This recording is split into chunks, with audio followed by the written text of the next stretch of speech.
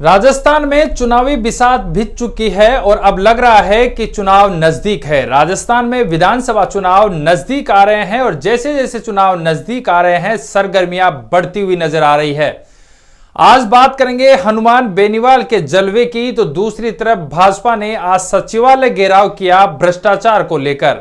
तो वहीं गोविंद सिंह डोटासरा ने कहा कि यह फ्लॉप शो था भाजपा का, और इस पर भी बात करेंगे कि क्या राजस्थान की कांग्रेस में मुख्यमंत्री अशोक गहलोत और सचिन पायलट के बीच सब कुछ ठीक है। तो वहीं बात यह भी करेंगे कि भाजपा के इस शो में, भाजपा के इस घेराव में वसुंधरा राजे और सतीश पूनिया क्यों नदारद रहे। तमाम बातों पर बातचीत करेंगे, लेकिन सबसे पहले आज बात करेंगे हनुमान बेनीवाल को लेकर। कल हनुमान बेनीवाल किसान महापंचायत की, और किसान महापंचायत के बाद में उन्होंने राजस्थान के नागौर में बजरी माफियाओं के खिलाफ आंदोलन किया। सुबह 5 बजे तक बैठे रहे, जब तक कि उनकी बातें मान नहीं ली गई। यह हनुमान बेनीवाल है जो जहां पर भी जाते हैं वहां पर बैठ जाते हैं तब तक जब तक कि उनकी बातें मान नहीं ली जाती। एक तरफ किरोड़ी लाल मीणा जो कि कहीं पर भी संघर्ष करते हैं और अपने न्याय दिलाने के लिए बोरिया बिस्तर लेकर बैठ जाते हैं, तो दूसरी तरफ हनुमान बेनीवाल, ये दो नाम बड़े हैं राजस्थान में, और तीसरा नाम सचिन पायलट। इन सब के इर्द गिर्द ही राजस्थान की राजनीति घूमती हुई इन 5 सालों में नजर आई। तो राजस्थान के हनुमान बेनीवाल ने इस बार बड़ा ऐलान किया है और कहा है कि 200 विधानसभा सीटों पर वो चुनाव लड़ेंगे। क्या किसी के साथ गठबंधन करेंगे या फिर अकेले चुनाव लड़ेंगे, ये देखने वाला होगा। लेकिन बिना गठबंधन के यह भी मुश्किल है कि 200 विधानसभा सीटों पर चुनाव लड़ पाए। लेकिन इस बार हौसले बुलंद हैं और आवाज में वो तेजी है कि जिससे लग रहा है कि हनुमान बेनीवाल इस बार कुछ करने वाले हैं। हनुमान बेनीवाल को यदि सभी का साथ मिलता है और आम जनता साथ देती है तो इस बार वो निर्णायक भूमिका में रह सकते हैं। बात अब करेंगे राजस्थान में भाजपा की। भाजपा ने आज भ्रष्टाचार को लेकर सचिवालय घेराव किया, भ्रष्टाचार को लेकर भीड़ जुटाने का दावा किया। उन्होंने कहा था कि 20,000 से ज्यादा लोग यहां पर जुटेंगे। हर विधानसभा को 2-3 हजार लोग लेकर आने को भी कहा गया था। वहीं पर किरोड़ी लाल मीणा को कहीं ज्यादा संख्या लाने को कहा गया था। किरोड़ी लाल मीणा लेकर भी आए। मंच से सभी ने भाषण दिया। राजेंद्र राठौड़, अरुण सिंह, खुद प्रदेशाध्यक्ष सीपी जोशी, किरोड़ी लाल मीणा, रामलाल शर्मा, तमाम बड़े नेताओं ने मंच से भाषण दिए और कहा कि भ्रष्टाचार को लेकर हम घेराव करेंगे। लेकिन देखिए, ये वो हालत बनती हुई दिख रही है जो कुछ समय पहले कांग्रेस की हुआ करती थी। आपको देखो, सत्य यह है कि आज जो अनुमान लगाया गया था, जिस तरीके की भीड़ का अनुमान लगाया गया था, जिस तरीके से पुलिस ने बंदोबस्त किए थे, पुलिस के इंतजामात किए थे, उसके सामने भीड़ कम नजर आई। ये आप सब वीडियोज में भी देख सकते हैं। लेकिन देखिए, आकलन ये है कि जैसे जैसे चुनाव नजदीक आ रहे हैं वैसे वैसे भाजपा जो है अब अपने तेजी ला रही है अपने आंदोलनों में, और आने वाले समय में ये और ज्यादा देखने को मिलेंगे। लेकिन क्या इससे काम चल जाएगा? क्योंकि राजस्थान में फिर तो एक ही ऑप्शन बचता है, नरेंद्र मोदी का चेहरा, और मोदी के चेहरे को हर कहीं पर चुनाव लड़ा जाए उनके पे, ये भाजपा के लिए भी अब ठीक नहीं होगा। क्योंकि जिस तरीके से कर्नाटक में चुनाव लड़ा गया, उसके बाद में कर्नाटक की हालात क्या हुई, और इस तरीके से यदि बार बार विधानसभा चुनाव में भी मोदी का चेहरा सामने लाया जाएगा, प्रधानमंत्री मोदी का चेहरा सामने लाया जाएगा, तो फिर लोकसभा चुनाव में क्या रह जाएगा। तो ऐसे में कहीं ना कहीं अब भाजपा को राजस्थान में और जोर लगाने की जरूरत है, संघर्ष करने की जरूरत है। भले ही प्रदेश का जो कार्यालय था भाजपा का, वहां पर भीड़ कुछ दिखाई दी, उसके बाद में जैसे जैसे वो भीड़ आगे पहुंची, सर्किल तक जहां पर पहुंची, सर्किल से पहले कुछ बैरिकेड्स लगा रखे थे, उनको तोड़ने का पहले से इरादा था, और पुलिस को भी पता था कि 1-2 बैरिकेडिंग टूटेगी और हटेगी। उसके बाद में उनको रास्ता दे दिया गया, और लास्ट में जो बैरिकेडिंग सचिवालय के सामने थी उस पर पुख्ता इंतजामात थे। उन इंतजामात को भेदना मुश्किल था, और ऐसे में किरोड़ी लाल मीणा ने वही बागडोर संभाल रखी थी जो सब हमेशा वो रखते हैं। किरोड़ी लाल मीणा आगे गए और इस बार भी उनके साथ वही देखने को मिला, धक्का मुक्की हुई और कई तरीके की बातें भी सामने आई। भजन लाल जो हैं वो उनको एसएमएस में एडमिट कराना पड़ा, क्योंकि उनकी भी झड़प पुलिस के साथ हो गई। अब देखिए यहां पे तस्वीर यहां बदलती हुई नजर आ रही है कि जो स्थिति कुछ समय पहले कांग्रेस की कहा जाता था कि कांग्रेस के जो आंदोलन है वहां पर वो भीड़ नहीं जुटा पा रही है, तो अब ये स्थिति आज प्रदेश कार्यालय के बाहर भाजपा में भी देखने को मिली। कुछ समय पहले ये परसेप्शन बना था कि सतीश पूनिया को प्रदेशाध्यक्ष से हटाने के बाद कुछ चेंजेस आएंगे, कुछ नेता जो है साथ आएंगे और सब एकजुट होकर काम करेंगे, लेकिन देखिए स्थिति वही बनी हुई है। सतीश पूनिया भले ही बैरिकेडिंग पे ऊपर चढ़ जाते थे, वैसा ही नजारा आज सीपी जोशी ने भी दिखाया, बैरिकेडिंग के ऊपर चढ़े, लेकिन वो माहौल अभी भी नहीं बन पा रहा है जो चुनाव जीतने के लिए चाहिए। इससे तो ऐसे आसार लग रहे हैं कि कहीं ना कहीं जो मुख्यमंत्री अशोक गहलोत दावा कर रहे हैं सरकार रिपीट करवाने का, वो हो ना जाए।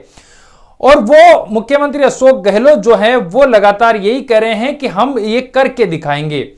दूसरी तरफ सीपी जोशी प्रदेशाध्यक्ष कह रहे हैं कि सरकार रिपीट नहीं डिलीट होगी, तो ऐसे में इस हालात में तो डिलीट करना मुश्किल है भाजपा के लिए। दूसरी तरफ कांग्रेस ने पुरजोर कोशिश की है और कोशिश कर रही है, जिस तरीके से मुख्यमंत्री अशोक गहलोत खुद ने बागडोर संभाल रखी है। एक तरफ जहां मुख्यमंत्री अशोक गहलोत ने खुद बागडोर संभाल रखी है, महंगाई राहत कैंपों में जाकर खुद योजनाओं को गिनवा रहे हैं, 10-10 योजनाएं याद रखना मुख्यमंत्री के लिए बड़ी बात होती है, लेकिन उनको याद है, फीडबैक ले रहे हैं और उनका जवाब भी दे रहे हैं, हाथों हाथ समाधान भी कर रहे हैं। दूसरी तरफ स्थिति भाजपा में यह बनी आज भी कि पूर्व सीएम वसुंधरा राजे और पूर्व प्रदेशाध्यक्ष सतीश पूनिया दोनों ही इस भ्रष्टाचार के खिलाफ जो घेराव था उसमें नहीं थे।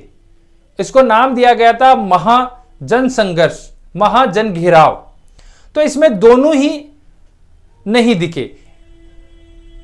कहा जा सकता है कि वसुंधरा राजे के पास उत्तराखंड की जिम्मेदारी है तो सतीश पूनिया आज प्रवास पर थे, लेकिन ऐसे मौके में क्या ये प्लान जो है घेराव का प्लान है जो बाद में बना या पहले बना या इसकी जानकारी उनको नहीं थी, ये सब कुछ तमाम देखने वाली बातें हैं। क्योंकि जिस तरीके से हनुमान बेनीवाल ने कल भी मोर्चा खोला था, हमला बोला था, कहा था कि भाजपा में 12 दूल्हे और 1 लुटेरी दुल्हन है, उनके बयानों पर नहीं जाएंगे, लेकिन ये जरूर जानकारी ले सकते हैं कि किस तरीके से अब भाजपा को मजबूत स्थिति में आगे जाने के लिए, वापस सरकार अपने बनाने के लिए इस संघर्ष को और तेज करना पड़ेगा। क्योंकि तुरंत बाद, इस घेराव के तुरंत बाद गोविंद सिंह डोटासरा प्रदेशाध्यक्ष कांग्रेस के, उन्होंने कॉन्फ्रेंस की और कॉन्फ्रेंस में साफ कहा कि ये जो शो था वो फ्लॉप शो था, क्योंकि 1000 से 1500 लोग इसमें नहीं जुटा पाए। जो बड़ी बड़ी बातें कर रहे थे, 5-5, 10-10 लोग जो नेता भाषण दे रहे थे, वो 1000-1500 की भीड़ भी नहीं जुटा पाए।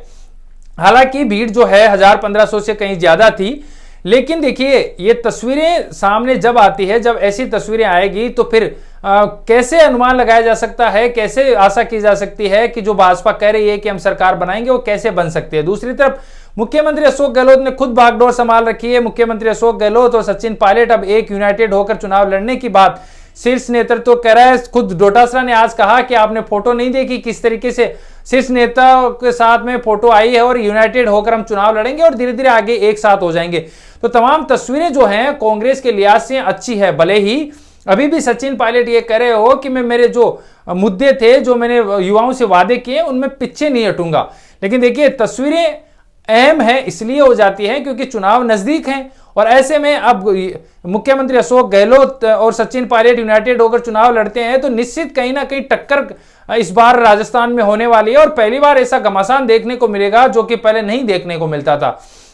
पहले आम तौर पर यह धारणा हो जाती थी कि आखिरी 4-4.5 साल में यह होता था कि अब सरकार रिपीट होने, दूसरी सरकार बनने वाली है, एंटी इनकम्बेंसी जिसको कहा जाता था वो आ जाती थी। लेकिन इस बार जनता का मूड वो नहीं है, जनता खुद कंफ्यूज है कि इस बार किसके साथ जाएं। और दूसरी तरफ कांग्रेस ये भी कह रही है कि इस बार युवा चेहरों को मौका दिया जाएगा।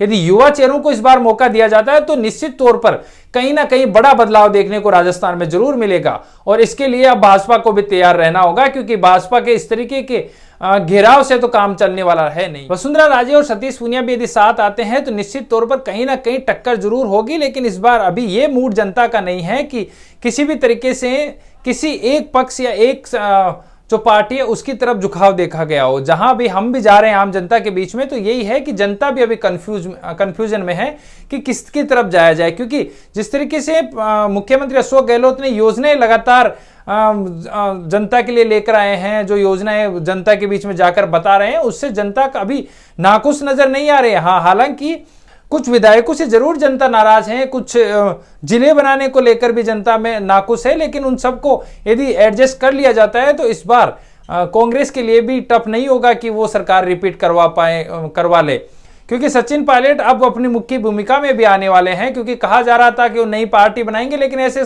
सब कयास रह जाएंगे। और आज हम आपके सामने करें कि इस तरीके की कोई भी नई पार्टी नहीं बनाने वाले हैं वो, और यूनाइटेड होकर ही राजस्थान में वो कांग्रेस में चुनाव लड़ेंगे, ये आप तय मानिए। क्योंकि जिस तरीके के कयास नई पार्टी को लेकर लगाए जा रहे हैं, दूसरी पार्टी में जाने को लेकर लगाए जा रहे हैं, वो सब धरे के धरे कयास रह जाएंगे। और आज का ये वीडियो हम इसलिए बता रहे हैं आपको कि आने वाले समय में ये हम बताएंगे कि किस तरीके से दोनों मुख्यमंत्री अशोक गहलोत और सचिन पायलट यूनाइटेड होकर चुनाव लड़ेंगे। और आने वाले समय में जिस तरीके से कर्नाटक में एडजस्ट किया शीर्ष नेतृत्व ने डीके शिव कुमार को और सिद्धारमैया को, वैसे ही यहां पर भी होने वाला है।